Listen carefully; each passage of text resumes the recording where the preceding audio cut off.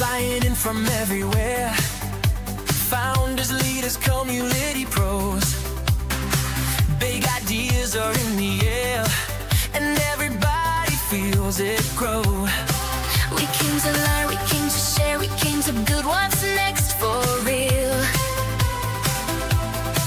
One good talk can change your path, one right link can shift the field.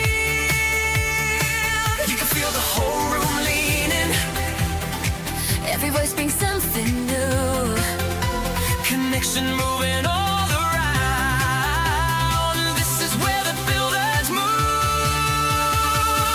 We build this together, Voice after voice, better than ever. choice after choice, learning and insight, ideas on fire. London Community Week. Hi everyone. Hello, how are you doing? Welcome to the first event of the Community Creators series. We're so glad to have you here. Take a moment, settle in, grab a cup of coffee or water, and get comfortable. We'll be starting in just a few minutes, and can't wait to dive into today's session with you all. Also, in the meantime, let's get to know each other a little bit. Let's drop your location, where you're joining from, and what you're looking forward to today. What you're excited to learn today, and you can also drop your LinkedIn profile in the chat, so that even after the session you can stay connected with the people. And you can also check out the other events that we are hosting on Led by Community website. I think it's in the comments. And yeah, and we are also, like you saw in the video, we're coming with London Community Week in it's less than 2 weeks now, and we're all really excited for it and looking forward to it, and hopefully seeing a lot of you in London. Uh, Hi Dory. Hi Rachel. You're in London. Maybe we'll see you in the Community Week as well. Who else? Come on, guys. Where are you joining from? Hi Vishmi. Hello. Hi Remy. So a few housekeeping rules. As we go through the session, feel free to drop your questions for Charlie in the chat. At any time, we'll take them towards the end. And the recording for this session will be available on the website, and you can visit it anytime. The only note is you have to be logged in the community to access it. And you can even access the previous events from there. And yeah. So without further delay, today's question is every community builder eventually faces. How do you make a living from something you build as a labor of love without selling out what made it special? Charlie Rogers has spent 3 years answering it. He is the best-selling author of Undefinable Life Design and a strategist focused on the future of work. Through his workshop and coaching, he has helped more than 1,000 people design careers and lives that align with their ambitions, values, and well-being. Welcome, Charlie. Thanks, Akash. Great to be here. Can't wait to go through today. Glad to have you here, Charlie. And stage is all yours. Awesome. Thank you. Well, let's get the deck on the screen, and I'm excited to take you all through what will be all about how to monetize the movement. So I know all of you here are community builders in some form or another. There are many shapes of community, many sizes. The one I want to talk about today is the one that doesn't monetize their memberships and is potentially a non-profit. So that's what we're going to cover. How do you as an individual, you the community leader, how do you get paid if you're going to show up for multiple years, in my case, for a community that you know is not going to pay you directly? So yeah, that's what I'll go through today. But a little bit about my journey. Who am I? Why am I in front of you all today? And here's some nice photos from the community. So for me, the community started as a kind of branch of my newsletter, which I began in March 2022, and began writing on what I called at the time Mastery in Your 20s. It was all about how you could master your 20s. I took what was a basically half-written book and then published it weekly and gathered a bunch of people around the ideas who resonated with some of the self-awareness, self-discovery questions I was asking myself. And I got to March 2023, where I decided, okay, I want to bring them all together. I want to host a event, do a launch party, and that was basically 35 of us in a room in London, and all came together around this idea of being undefinable, being more than one label, wanting to hold space for each other. Particularly as I see a lot of different community groups all about identities. There's often a founders run club. Well, I guess what you do is running club for founders. It's cool, it's useful. But for those that want to be many different labels, where's the space for them? So that was the whole concept of the Undefinable community. And it was all about providing intimate spaces. And when I set it up, I knew that I didn't want to monetize the individuals. I didn't want to charge them and have them pay me as a founder to deliver services or events to everyone else. I wanted to be a collectively grown community where we all pitch in and do our own part, and then over time we would morph it and evolve it together. And that obviously comes with its trade-offs, and that's the things I'll talk about today. But that was always the intention from the start. And when we got to May 24, which is just over a year later, I realized that I was subsidizing it personally. I was paying out of my own business bank account for some of the subscriptions that are required to run a community, some of the risks that you take when delivering retreats. And I realized, okay, I actually do need to have its own pop, have its own formation. And so set it up as a club in the UK, you can do that, and effectively introduced a yearly contribution fee. I think it was £120 for an entire year for that May period, and then the following year was £180. And then we've this year divide that into two, so people pay £90 every 6 months. But that is the contribution people will pay. And then when they attend our retreats, which is 3 days, 2 nights, we deliver them every quarter, they are delivered at cost price, which is usually £150, about that. And then our like exploration, which are like half-day workshops, and our celebration events, which look like Christmas dinners, or we did a summer picnic a couple of weeks ago. They are often at cost price or are free as well. So that's our current model. We are exploring a new model of like a one-time upfront cost and then lifetime membership. That's something we're trialing with and seeing if we can make the margin from the events. But that's kind of this next following year that we're looking into. But that was the model we ran from the beginning, and that helped actually raise a bit of capital. So if you've hosted retreats before, you'll know you have to put down security deposits. So that money in place allowed us to do that without it coming out of my pocket, without us taking risks. And inevitably you get something breaks at some of these retreats. And that money then allows us to cover that cost for that individual. So it's no longer their mistake, it's our collective responsibility as well. So that was the intention between a contribution fee, was that it would cover costs as a community. So we introduced that in May 2024. I also brought in a bit of a committee, too big at the time, about 9 members, wanting them to be the kind of key advocates for what we're creating, and set up weekly calls, a bit too frequently, but learned that if we invite people into the mission, we'll find that there are others who can take part in that as well. And then towards the end of 2024, I was doing a 4-day-a-week role as a founders associate for the Portfolio Collective, which is also a community of 15,000 portfolio professionals. And I left that role to go full-time into building Undefinable Life Design. And so I had to rethink, how do I make income here? If I'm gonna, what I want to do that time was to write a book. How am I going to fund that journey? If I know my community is kind of put in a box where I'm not going to have it pay me directly, how do I earn enough money? And I'd been doing some coaching alongside some of the members, and I'd also been experimenting with charging for my Substack and playing around with other kind of some scalable, some less scalable models. And when I left in Jan 2025, I had 3 coaching clients who were all members of the community. So they'd all come along and join me on that journey. So I'd seen ways of monetizing that were indirect.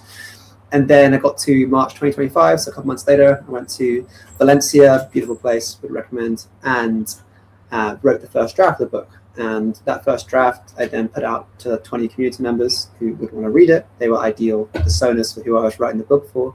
And they read it, gave feedback, and I used that to create the 2nd, the 3rd, the 4th, the 5th, each time going wider and wider with those I invited into the drafting process, until eventually in March 2026, early this year, I launched a book with 55 people in person, of which probably 20 of them were community members.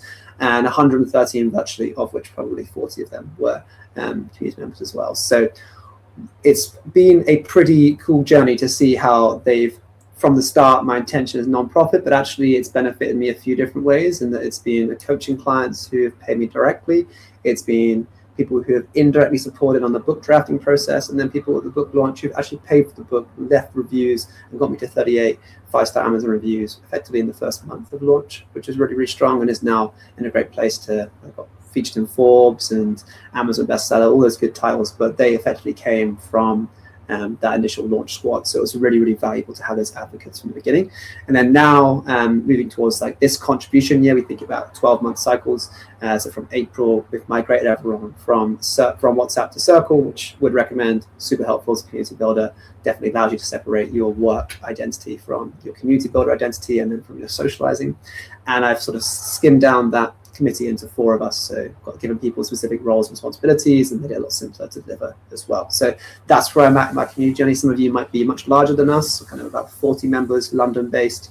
We focus a lot on intentionally intimate spaces, so we're often a lot smaller, but over about half of us attend our retreats each time, so we often know quite a lot about each other, and we're now looking to expand. Now we've got the model pretty clear as well. So that's my community journey.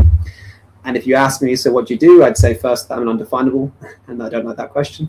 And then I'd say, oh, maybe I should answer it to give you a bit of explanation of who I am. So I speak from what I call my golden thread, which is I help those who live beyond labels, who I call undefinables, to design their life for uniqueness through intimate spaces, life design frameworks, and intentional transitions. And that shows up in a couple of ways here. You've seen the undefinable community, the intentionally non-profit arm of what I do, and then the undefinable life design, the intentionally for-profit side of what I do. They're separate organizations, but they do support each other. They share the same brand name. And related to that, I obviously have a book that you can go and read. Some of the ideas that I'll share with you today.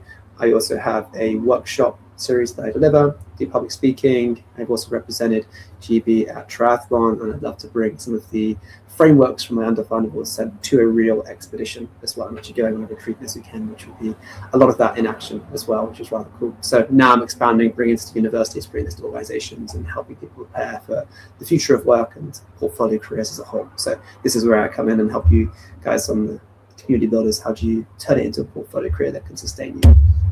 So these are the 3 elements of what I talk about in the book and the frameworks that I've developed, which is called the Undefinable Ascent. We start first with the purpose acropolis. You form it of the materials of your many interests. So right at the bottom there, you can see all the bricks. The material, your many interests can be inherited, outdated, current, soon, or ideal. What I'd literally do if we were in a workshop is I get you to take out sticky notes and to write down your interests in every sticky note. And then the second step would be to form the foundations, which are effectively the steps above that, which are where you categorize your many interests together. So you might find themes. So say if I like hiking, I like running, I like cycling, which I do. Why do I like them?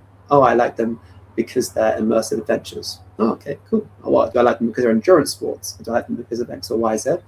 Once you have the 3 to 5 categories, it allows you to focus your time, choose your trade-offs, prioritize where you want to focus, and then you get your keystone, which is your golden thread. This is your purpose statement, the one I shared with you on my previous page, and then you cover it with the roof of your signature expression. So this is your unique way of showing up. This is what I'm got in front of you right now, is my IP, is my frameworks, how I see the world as a portfolio career. So that's super valuable to have.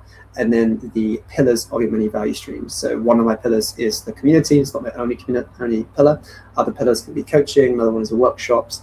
You will have many pillars you can offer. Which ones you put for profit or not for profit is up to you. But that is the purpose acropolis of your ideal life. And then the energy toolkit, that is how you tap into how you sustain yourself with the client. So you imagine you now have a destination that you want to aim for. You then are now at the bottom of the client, and you're looking at what you put in your toolkit.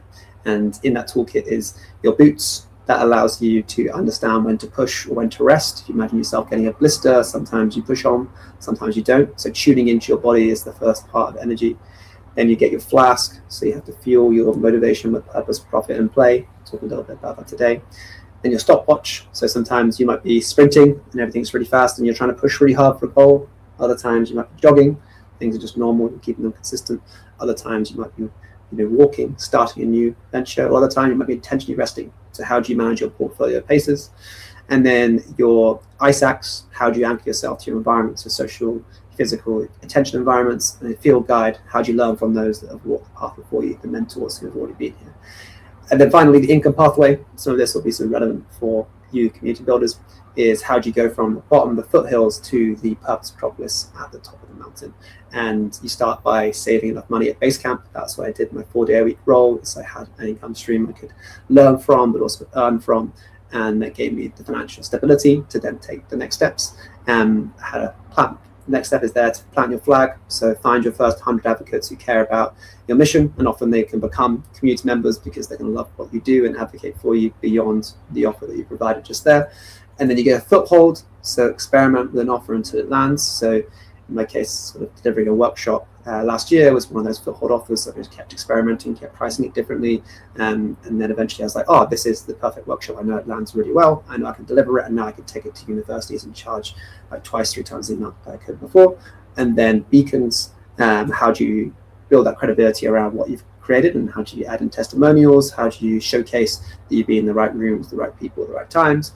And signposts, you see that right in the distance, which is how do you price your value. We'll talk about that a little bit today. Is like sometimes you might price by your outcomes and you get paid a set fee, price by your time, paid per hour, or price by commission as well. So they are the different structures. And then right at the end is the final steps towards the ideal life, which is the stairway where you get to prioritize your time. So that's a little bit about turning your IP into a digital product or into a physical book, into something that exists beyond you. And I have some of the elements of that in today as well, some ideas for you of how to turn your community into the indirect income streams as well. So this is the framework, and this is all the steps that I include in my book, but I'll cover the relevant ones for you, the community builders, here and now. So number one, define the ecosystem that you want to design. You have to be intentional with this if you want to have a non-profit community that's self-sufficient and then a for-profit business or income streams around it. You have to know where the dividing line is. That's really key.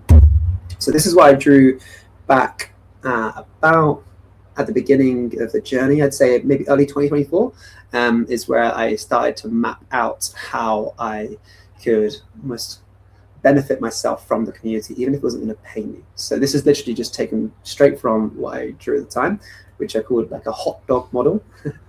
And in the center, you can see the undefinable community.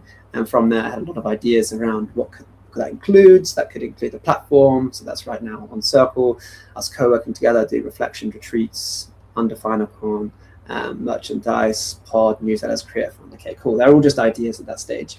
And I've called that kind of self-funded social enterprise.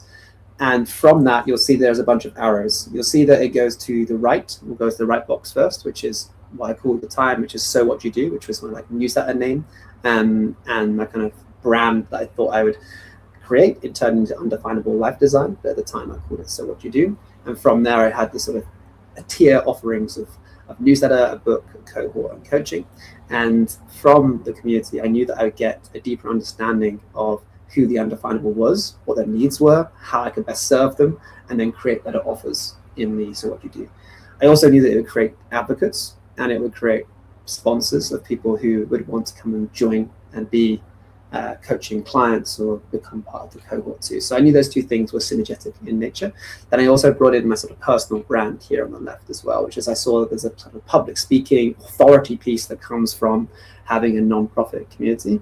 And that allowed me to think about some of the other ways I can monetize myself. So I've actually been paid before to be a sponsored athlete. So, that's blurring the line between amateur and semi-pro athletes. So I did a bit of a journey piece of why do I run, and someone paid me like $2.5K to do it, which was pretty cool. So that is another potential income stream that I have, which isn't directly related to the community or to the So What You Do, but that you could see how it could bring in advocates of people who care about my broader mission, who want to help me as well. And then my personal brand could bring in sponsors of the community at the same time.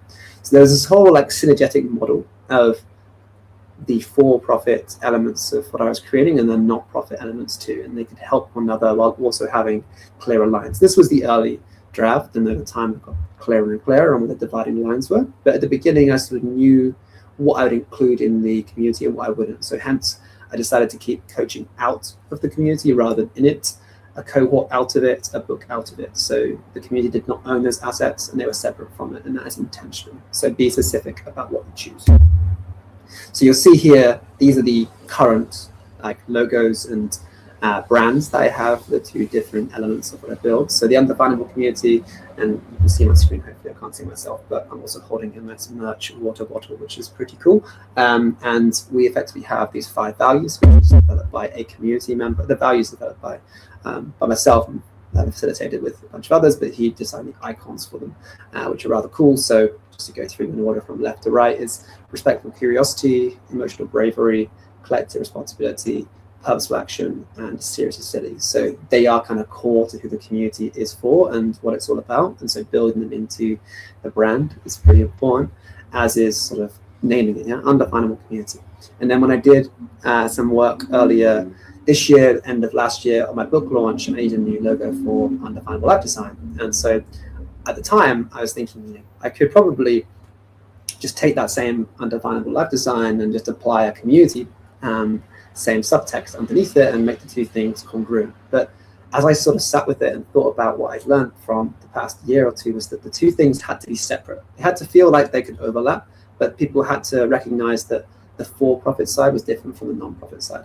And so what I did was I intentionally kept them as they are now, in that I didn't blend them together too much, and they now have separate identities, and those in the community are aware that I have for-profit offerings, but they know that the community serves a specific purpose as well. So I'd recommend that you think about it as a house of brands, is what you call it in the marketing world, where you might share the same undefinable, in my case, so it's for the undefinable, but what it provides is a community versus life design. They're quite different provisions. So you can share values, share a bit of brand, but you can't have the same brand for both. They have to feel distinct.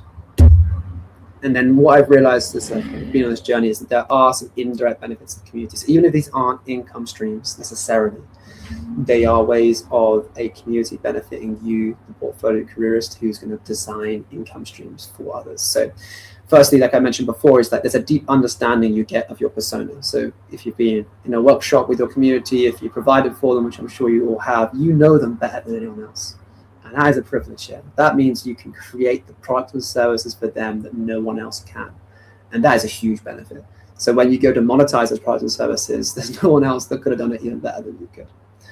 The second one, it creates advocates. And I can't stress this enough. When it came to my book launch, I did the final round of editing the book, and I asked what were like 3 of the closest people in the community that I have, who were also I would call friends, to go through and edit the final version to tell me if I'd missed anything.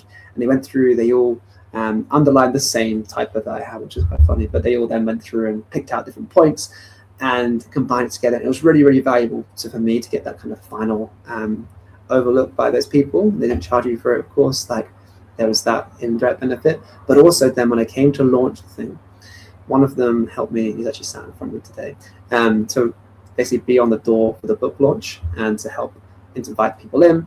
And then another one, she effectively introduced 4, 5, 6 people to the book before I even went live. She was already advocating for it and effectively doing marketing for me because she loved the ideas in the book and loved the feeling of the community that she'd had.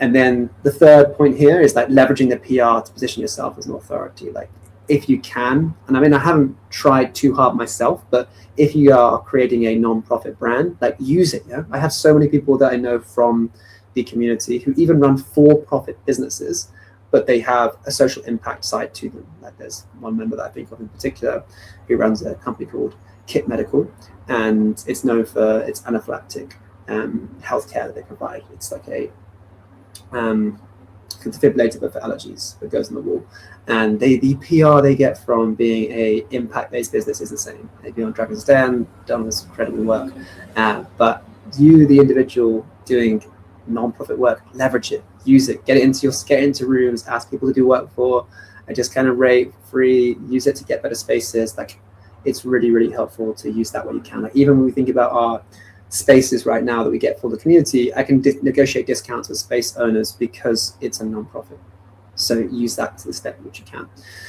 Then fourthly, get members to refer you paid work. So even if they cannot afford your services, or if you are offering services that aren't directly for them, have them refer you work. I've had this several times where they will bring in a friend that they already have, or they'll say, oh, I know just the person that's right for you. So ask them, tell them, be upfront, be direct, and then think about clearly, if you do want to make them a bit closer, if you do find that the overlap is perhaps a bit more like my own, then find ways to upsell members into other offerings. So you might make part of your offering free or at a contribution fee that covers costs and a non-profit element. You might make that by itself separate, but your course that you provide, your cohort, that's paid. And that's the upsell that someone goes up to on a later journey. One of the conversations we're having right now in the community is around, to what extent should we age some of the offerings that we have of retreats and the like with our members, or does the member out-age the community? And it's a really interesting dilemma, and I'm sort of still working out what the exact answer to it is, but my kind of stance on this is that those who are later in their journey, those in their 30s or 40s, I want to serve them on a for-profit basis. So I don't want to offer that on a non-profit basis. So I sort of draw my line in the sand on that. And that makes it really clear for me. It makes it clear for me to know where the community extent goes to and where it doesn't. So I'd say get really clear on that as well. So the question to ask yourself is there a clear upsell opportunity for community members? Can I turn my community into a unique source of insights? And how can I make members aware of my paid offerings without feeling icky? A little bit more on the question, second one, people will pay for insights. So if you have a community of, let's say, 250 people, and they are really engaged, and you have them be a certain demographic, say they might label them all as Gen Z, if you were to run a report on them every year and you got like 150 inputs, you've got yourself a pretty good insight onto what they're thinking about, what they're offering. You can sell that data, if you want to. Or you can use it to write amazing articles, or you can use it to write reports, or get yourself intros into alternative work streams that are relevant as well. So think about the value of the insights you've developed in different ways, because they are incredibly valuable as well. Okay, and then leading to now, like, what are the right boundaries that you need to put in place to protect your motivation? So there are 3 fuels of motivation. This was one of the elements talked about in my book, which is the flask. And this is the purpose, profit, and play. Purpose gives you direction, meaning. Profit gives you freedom and stability, and play gives you resilience and renewal. You will know, like anyone, if you're a community builder, it's easy to fall into one of these traps. And it's often the first one that us community builders fall into. Mission milestone. We give without getting anything in return. We give because our purpose and our alignment is so important, and it feels so good to do so. That is dangerous, you know. That is risking burnout as much as anything else, and it's risking putting your needs second as well. So avoid that, but also avoid revenue tunnel vision. Just focusing on profit without purpose or without play, and then also fleeting fun. That's focusing solely on play without purpose or profit. So how do you avoid this? How do you set yourself the right boundaries? I talk about 2 forms of this. There's boundaries and blurs. So you must be clear on, 1, what is it that you need to gain from your community to maintain your motivation for it? Is it purpose? Is it profit? Is it play? For me, the community can be both purpose and play. That's fine. It can be indirectly profit, but it doesn't need to pay me specifically. I am motivated when it's playful and it's not too serious. I'm motivated when it's purposeful and aligned. And I'm motivated when there's an indirect profit incentive, not a profitable one itself. So that is me being really clear on what my boundaries are. Then blurring, like, where are you comfortable blurring the boundaries that you have within the community? For me in it, I have some really close friends. I have my girlfriend in the community. I have clients that I work with, and I have to be able to be comfortable showing up as all sides of myself. And that hasn't always been easy as well. And I'll tell you a little story in a second about what that has meant. But you first need to identify where you want to draw a hard line, where are the boundaries you want to put in place, and what are the blurs that you want to do. So this is the story of when I blurred too much. So at the start of last year, after I'd gone away to Valencia for a few months and written that first draft of the book, I came back and the community started to become a bit all consuming. It blurred my clients, my friends, and my partner, and I felt like it was really heavy. I felt like every time I walked into the room, I had to wear a mask. Like, I had to show up as my best self, because, what if they want to work with me? I need to show them that I've got my shit figured out. But actually, that retreat, the one picture on the left, that was back in May 2025, and that was all about collective responsibility. Each retreat we explore one of our values, and that was about collective responsibility. And I remember one of the sessions that I led on sort of how to give without burning yourself out, effectively, and quite fitting to the topic here of how I was feeling about the community myself. And I was like, oh, I need to share this story myself. And there's a group of, what you can see there, 20, 25 of us, and in front of everyone, I was like, look, this is really hard, yeah? Like, this I find really challenging to have to show up in all these ways, and it can be difficult to feel like I have to wear a mask. I want to be a bit more free here and a bit more playful with how I use the community and how it benefits myself. And as immediately as I shared that, because I mean, partly because of our values, partly because of who these people are, they understood, yeah? They saw it, they were like, oh, cool. I actually recognize that for you. And it was on that same retreat that then I spoke to one of the members and was like, oh, it really annoys me that you're not aligned with what you're building, and it frustrates the hell out of me. And I effectively turned into a client. I basically landed another client from being vulnerable, and I worked with him for the following year and brought his whole documentary series to life, and we launched it end of April this year, and it was really, really beautiful. But that vulnerability is really, really key, but it can at times, if you let it blur, it can blur too much. Okay, and then how do you price your offerings here? Like, what are the income streams that you can use here to reflect the value you provide? This is what I would call in the book the signpost. So how do you signpost your value? So there's 3 ways you can charge. You can monetize your offering by selling your time. So this is the most convenient one. If you were to sell coaching, then you would charge a day rate, or an hourly rate would be the easiest way for access to your brain and bandwidth. You can benchmark against industry standards, pull up a Claude or Gemini and ask them what the day rate is for your offer, and you will have an industry standard. Simple. You can also sell your deliverables. So you can agree a flat fee for a specific outcome. So say if you were to deliver a project, it's a lot easier to sell that there are X, Y, Z different outcomes to provide, then you are delivering them to a price point. So you might provide a cohort or a workshop place, and someone's paying you a set fee for that. They're not buying your time, they're buying your deliverables. And finally is sell your outcome. So you might get paid solely for the results you deliver. So say you might get a commission structure. So say you introduce 2 of your community members together, and they get to work on a paid basis together. You take a percentage.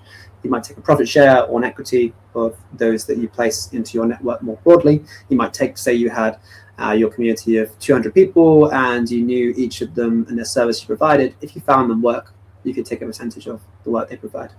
That's a pretty simple model. Here are some example income streams.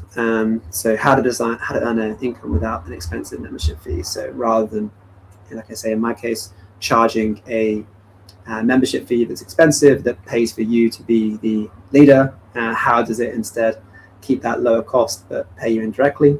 You can do hourly coaching for your members if you want to sell P2C. You can do masterclass workshops for the next steps. If you want to do a group model, you could do a subscription newsletter with relevant guidance. If you want to do an even bigger group model that expands the movement beyond just the community that's part of it, then you could do a referral fee.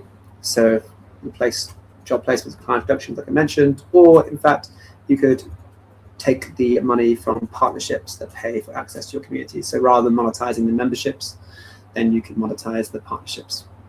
That's a different way of doing it as well.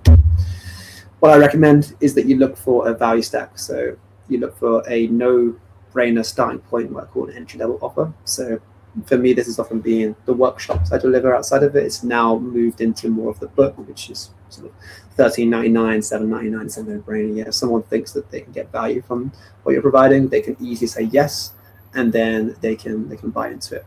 This could also be arguably your community membership fee as well. And it depends on how you price it. You can price it as sort of £5 a month, £10 a month, £50 a month, or the community membership fee might be more of a core offer instead. So that might be something you offer as an ongoing thing. It could be something which is delivered there. But if it is the sort of lower cost £5 a month, then you might develop on top of it a core offer here. So this might be like a group coaching, a physical product, a follow-on program, something that is a bit deeper, a higher commitment, something that is the natural next step for your community members. Or if you charge a sort of £30, £40 a month community membership fee, you might put that as the core offer. And then the premium offer, this is the highest touch option. So this is often like a one-to-one basis. So it's like consulting, coaching packages, intimate collaborations. It's priced to reflect the fact that it'll take a lot of your time and energy to do. So I'd say, depending on how much you're currently charging or intend to charge to cover your cost of community, it could either be an entry-level offer. I would try and charge something for community, even if it's £5 a month. because it filters out those who are interested and those who are not, at least the higher engagement. But if you want to keep it free as well, that's okay. It sort of fits more in the entry level offer. It's free up to like £10-15 a month. And then the core offer, this is if your kind of community is like 15 to say like £45-50 a month, then it fits there. And you can look at sort of an entry level sort of offer that someone can buy from you to get an awareness of what the community is all about. And then the premium offer on top is more of like that one-to-one like service stream we provide to get there too. So I'd say stack the value in that way. It will make your life a lot easier because it will lead to the natural next step for community members as they move through the process. And then the final steps here is what I call the stairway, and this is how you prioritize your time. So you're creating scalable assets so you don't have to deliver per hour. So firstly, clear the space to build, like don't rely solely on the fact that you think you'll have enough time to build a product. You won't. There's too much to do, too little time, and if you're a community builder, there's an endless number of things that your community is requesting from you. It is endless, I know. So start by eliminating what's unnecessary.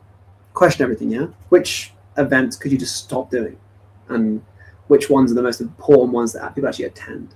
Be ruthless, Be able to adapt. Don't just stick doing the same thing year after year because you've always done it. Question everything. That's the starting point. You've got to clear that space.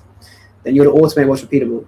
Use forms, use workflows, use AI, handle the repeatable tasks that that can be done without you. Like automate it. Get Zapier involved, get Gemini involved. Like you help yourself out. And then finally, delegate what's remaining here. Like you have an option as a non-profit community builder is that you can invite advocates in a way that a for-profit community can't. A for-profit community, to some degree, can invite those who are active members to take on more responsibilities, but there's questionable ethics there of like, what are they responsible for? Are they getting paid for their time? Are they not?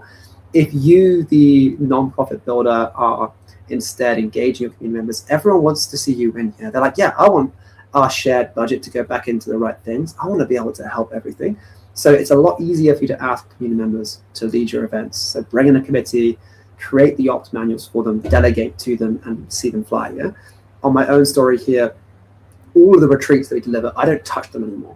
We're on our like 13th one in next month, and I'm not even going to go to them. I don't need to be there because there's a whole ops manual behind it of how to deliver it. There's each time has 2 co-leads. Everyone who turns up leads an activity, prepares food for one another, shares the space, helps with lifts. Everyone's co-creating space. It's not about me anymore. It's about all of us doing it. And that's really beautiful. But it also takes away the requirement for my time so much. So build the scalable solution for sure. And then look at these scalable assets. This is now you've got your time back. What do you spend it on? How do you build a product? I would begin with something that's timely. So a scalable asset for me over the last 4 years has been this newsletter. You can see it, the graph on the left, it goes from like 0 to 40 when I first launched it. I get a little LinkedIn post goes viral to 240 and then keep writing, keep writing every single week for 2 years. Keeps growing. And then you see a little dip as I start publishing a bit more regularly and start sharing some of what I've learned about my book launch, and then I get another bit of a viral post. Okay, we go up again, and then now I'm back to sort of a fortnightly cadence on my newsletter. But for me, this hasn't cost anything, and I've only just, as of last Monday, returned on a paid memberships for this, and this is now like another potential income stream, as well as the book, as well as the coaching, as well as the workshops, as well as everything else. But for me, this enables me to test new ideas. It enables me to build a bigger movement. And now it's now 1,727, if not a few more since I've uploaded this, who are now interested in what it means to be undefinable and designing your life. Cool. I can filter them to the community if I think they're the right fit, which for me is like age discovery, people who are 22 to 35 who are figuring out their many interests. Or I can filter them to life design if I think that they are in the age of commitments, where they're wanting to build a family, think about long-term commitments, and build a career that they actually sustain themselves. Okay, cool. I have a filter. Great. But I now have people in this wider movement. So I'd recommend starting there. The scalable asset. It doesn't have to be a newsletter. It could be a podcast. It could be a YouTube video. It's something that can be distributed at no or minimal extra cost per person. So like if another person uses it, it doesn't cost you anything. Then I would, over time, as you begin to learn more and more, as you begin to write more, create more videos, share more podcasts, I would package it all. I would think, okay, how can I turn this into a timeless asset? So the last one was timely. I would do it on a regular basis. I would then, with a timeless asset, create it once and deliver it over the next 5-10 years without changing. This is what I call magnum opus. Like we used to call this historically, like a great work is what it means from Latin. And it's effectively what people who are master craftsmen had to submit to prove that they were competent and that they moved from journeyman to master. And I think that's quite a beautiful metaphor for effectively the journey you go on when you turn a timely asset into a timeless one. And it could be a book, it could be a body of research, it could be a documentary that you write as possible. It's anything. And look, here when you launch the thing, you have everyone showing up, as you've seen here on the left. There's people there that are from the community, there's people there that are clients, people there who've been podcast hosts who've had me on it, there's people there who are previous employers, everything, all in one place. And they're all advocating for this bigger movement because they've seen the journey I've been on and they care about this, either because they've been in the community or they've witnessed what the community has done for others at the same time. So that would be my ending point, would be to ensure you create a magnum opus. So as a touch point here, I've mentioned all three of these. Purpose Acropolis is for finding your purpose. The Energy Toolkit is for unlocking your capacity to climb, and your income pathways for monetizing the way to the top of the mountain. If you want some extra help, here's how you continue your ascent. Firstly, grab a copy of the book. That'd be super helpful. Then you'll enjoy it. You'll love it. It contains within it even more depth than I've shared today. It contains stories of other people who've walked this path. And it also has a lot of beautiful illustrations from my old running coach. A lot of turning this into a beautiful book too. And yeah, it's just my go-to. I love people reading it. I think we've got like 330 copies have been sold since March, which is a good start. I self-published it, so did the work myself as well. So all the minor design decisions in my own.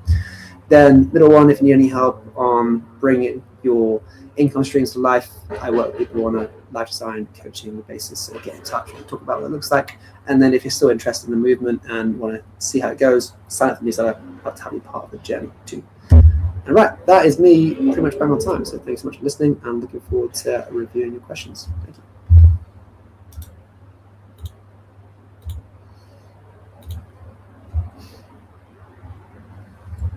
Sorry, I was on mute. Thank you, Charlie. Thank you so much for the session. And I'm still processing a lot of it. Was there a Supra in your background?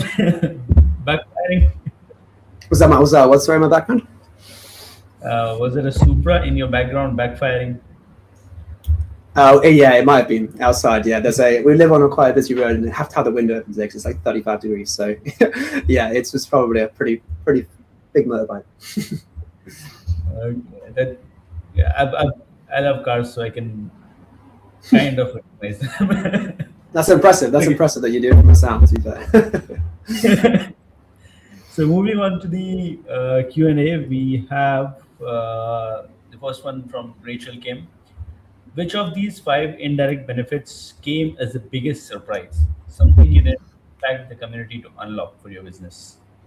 Good question. So I kind of saw from the beginning that you can even see from the model I drew that it would give me a deep understanding. I knew the understanding would be there because the nature of spending a lot of time with people is that you learn more and more about them. I would say that the advocacy, I wouldn't have understood the level of that. And I think before I would have assumed that there would be, people who would want to buy a book, or people who would want to be there to help on launch day, or people that would want to introduce me to other things. But genuinely, like a lot of my work has come from those referrals now, and a lot of them has come from people who are in the community becoming clients. And that was, a really, really valuable part of the community is that it's the indirect referrals and those that have become clients of my for-profit business.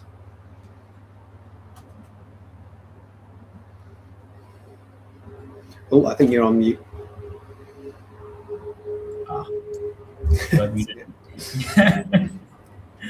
Sorry. So, that was helpful, Charlie. Thank you. Moving on to the next question from Hamza. Oh, it's a big one. It's a big one. Hi, Charlie. I work with a community of online degree learners who already access courses through an LMS. So charging for community membership isn't really an option. Yep. In your experience, what are the most effective ways to monetize the value a learning community creates without putting core intersections interactions behind a paywall. What community-led services, experiences, or assets have you seen work well beyond the courses themselves? Yeah, great question as well. And I saw this in play with my previous role at the Portfolio Collective. Like we had a lot of resources that you could access for free who were part of your membership. And so we often had this question. And what we found that was really work is that people would pay for deeper interactions on the same content. So they would pay for cohorts, they'd pay to meet other people who they could go on this journey with. It's one thing to do it indirectly. I think the stat that we found was that 90% of people don't finish self-directed courses, and it's the flip of 90% of people finish courses that they are doing groups and cohorts. So it's literally the opposite. So if you can take those people who are in that 90% that might have signed up with all the best intentions of doing your LMS content, but now don't have the time or haven't made it a priority, and you can offer them a group coaching model or a cohort model to do it together in a certain time frame, that is an easy one. Yeah, so basically, like one thing I also like in that is the accountability that comes with that, because Yeah. you've got people learning with you. That helps. Yeah, definitely. Yeah, 100%. So moving on to the next question, it's from Sophia Martinez. How do you avoid burnout, building both mission-driven community and an income ecosystem around it? So my answer to this would be that you, like I said in this doc, is that you effectively put in the right place the right boundaries as well. So like things that I do on a personal level that help me not burn out is, one, my phone is always on silent. Like we used to have our WhatsApp be the entire community space, and my God, is that overwhelming. The notifications you get is crazy. So muting those channels is completely valid. And responding like once a day versus every moment is completely fine as well. So setting boundaries between yourself and work, I find, is really important. So I have my phone on mute. I also don't have like emails on my phone, LinkedIn on my phone. So I know that I can like switch off properly on weekends or on evenings when I want to. I also sometimes work on weekends or evenings. The whole thing is a lot more flexible. But I do ensure that the first thing that goes in my diary is sport. I find that sport is a very replenishing part of my life. I like to be out in nature. I like to be trail running on my bike. And so I find that I always put in my diary the things that I look forward to the most first, and I always ensure I make time for them. Even if life happens, something comes up, I don't delete the activity, I move it.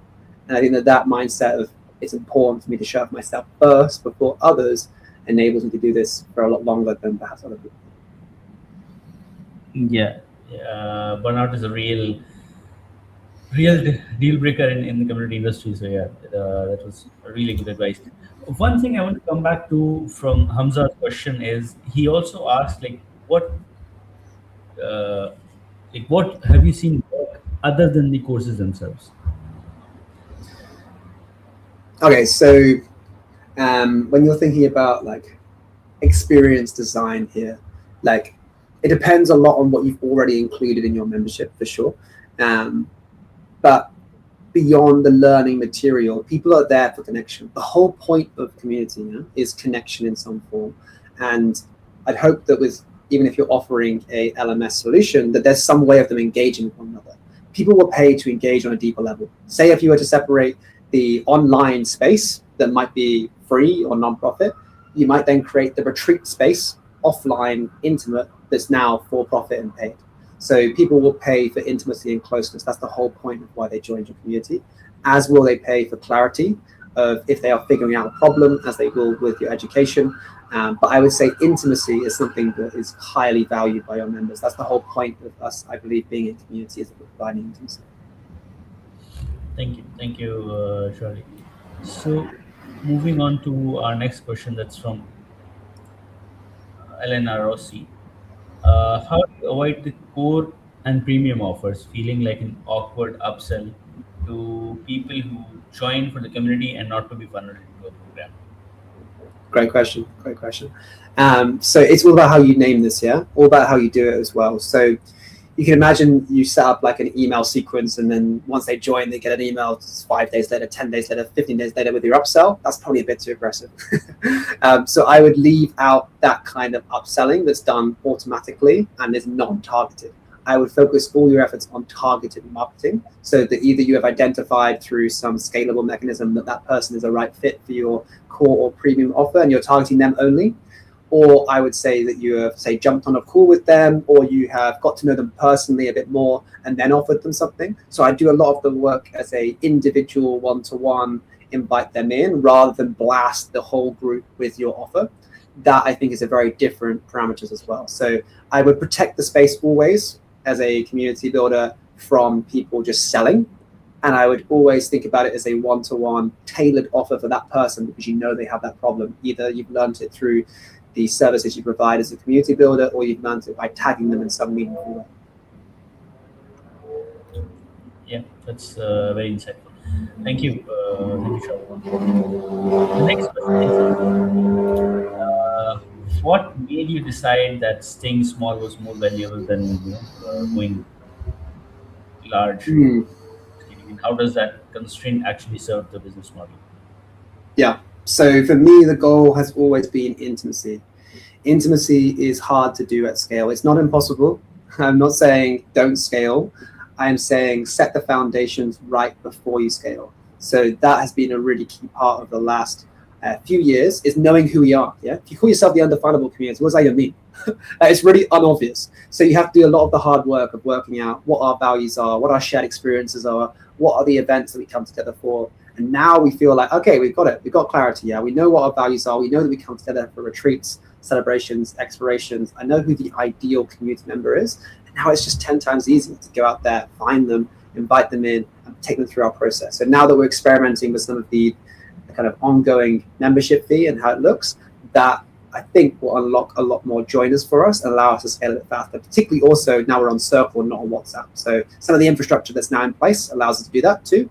But at the beginning, now having deeper advocates who have been with us like the whole 3 years, who care about what we're building, that is pretty invaluable versus having maybe one person attend one retreat. It's quite a different level of intimacy as well. So for me, my logic has always been, I'd rather make a 100% difference to like 100 lives than I would make a 1% difference to 10,000 lives. And that's a personal preference as much as anything else.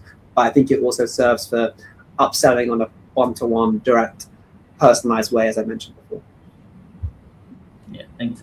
I have one follow-up questions, and people, you keep sharing your questions in the comments, and we'll take them. We still have time. I have one follow-up question on that, Charlie. How you said you started your community on WhatsApp, right? So how was your experience hosting your community on WhatsApp?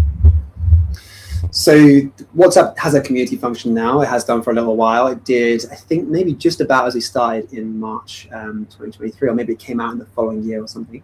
But the experience there is that it can be overwhelming. Yeah, you are in the short term. It's great at the beginning foundation stage of the community because it's on a platform, well, in the UK anyway, where people use a lot of. Everyone has WhatsApp on their phones.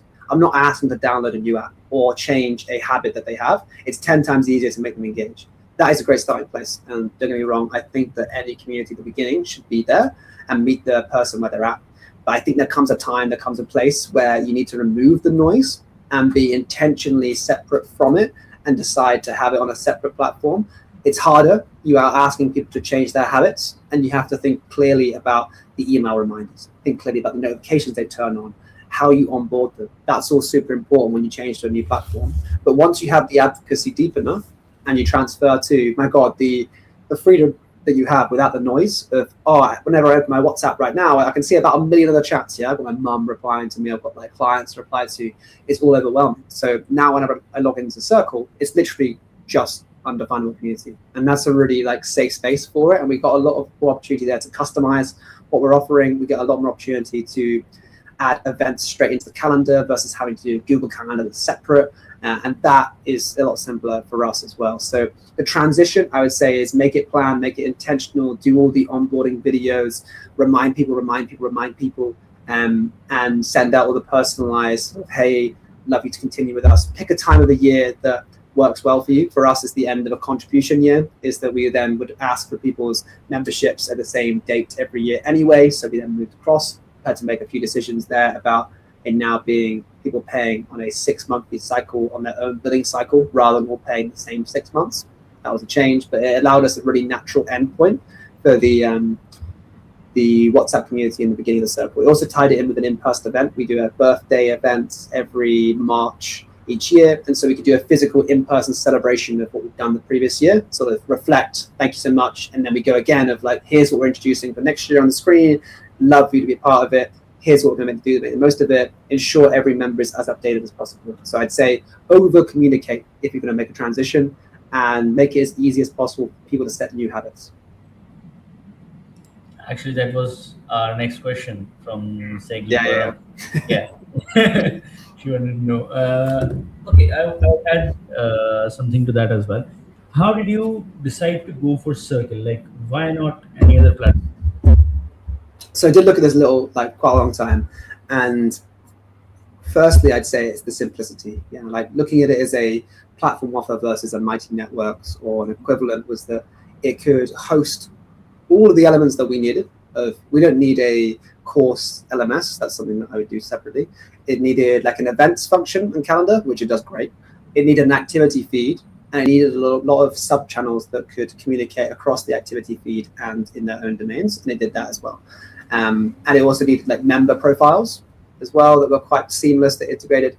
And for us, it served all that functionality and was like £89 per month, and was pretty good value for money as well, based on everything else. And now we can have people buy tickets on the app rather than having to do a random Stripe link out of that. So like, it's even more all-in-one solution. So yeah, that's the reason why we chose it, is that we could bundle in a lot of the other services. We could also remove some of the services. So like, rather than having like a Notion page that we paid for with all the sub pages that explained who we are and everything else, we could then create pages in Circle and have them on there. So there's no need to pay for that membership. We could also effectively remove the need for Zapier by having it be all integrated. So that's another £27 a month saved. So you're effectively saving yourself almost half, if not 2/3 of the actual fee for it. So that's the other way we justified it too, is that we're not paying more for admin costs. We're effectively doing the same because we're just switching what they are. So one last question. It's again from me, and I'm adding to what you just said. If someone was transitioning, from one platform to another, how should they go about it? So first, I would identify your advocates. Yeah, you need people along with you for the journey who are going to be the first people to share in the new platform when there's no one else on there. I would also get your initial advocates. We had like 9 committee members. That made it a bit easier. They were my obvious advocates to beta test it too. I invited them in, had them feel part of the next steps. They had like a month to go through and give like feedback on the new features, to rename things, tell us how it can improve the experience. So they'd already seen it. They'd already feel like it's part of who they were, what they're doing. And so they then became the first people to share new posts. And then we effectively reminded them, hey, look, do you mind sharing that on there? And then as soon as we migrated like our events onto it, and as much as we migrated everything else to it, we kept experimenting, kept testing, and have evolved it a couple of times since. Like, found that there are different channels named that are more relevant now than they were before. So updated them as we've gone. So I'd say find the advocates, be unafraid of evolving the platform and how you describe it over time. And then also be clear on what the platform is for, how to signpost people to it, and just educate, over communicate, and you'll find a way of making it happen. Thank you, Charlie. Thank you for answering all the questions. Thank you for joining today and sharing your expertise. We really appreciate your insights especially on how to monetize a community that people have been running as a passion. In the conversation, if you like Charlie's LinkedIn and Facebook. Thanks again for being with us today, and yeah, you should join Led by Community so that you can follow us and be aware of all the events that we are hosting, and also get access to our yeah, that's an upside. Thank you everyone for joining us. Let's keep building together. See you next time. Thank you, guys. Thank you, guys. Really appreciate it. Thank you, Charlie. People flying in from everywhere. Founders, leaders, community pros. Big ideas are in the air, and everybody feels it grow. We came to learn, we came to share, we came to build what's next for real. One good talk can change your path. One right link can shift the field. You can feel the whole room leaning. Every voice brings something new. Connection moving all around. This is where the builders move. We build this together. Voice after voice, better than ever. Choice after choice, learning and insight. Ideas on fire. London community week. Bye, everyone.